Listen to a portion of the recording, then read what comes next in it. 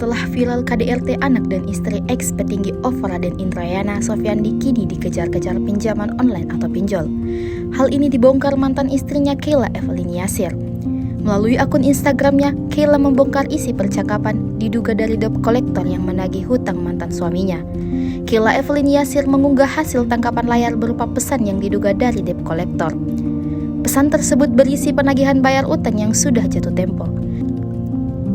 Ternyata nomor Keila Evelyn Yasir dicantumkan oleh sang mantan suami sebagai kontak darurat. Mengetahui hal itu, Keila Evelyn Yasir tidak diam. Dirinya langsung memberi nomor ponsel sang mantan suami dan menyarankan debt collector tersebut mendatangi kantor Raden Indrayana Sofyandi langsung di Tromoni. Lebih lanjut, Keila Evelyn Yasir menyinggung soal gaya hidup mantan suami yang terkesan banyak gaya, tetapi ternyata banyak utang di belakangnya.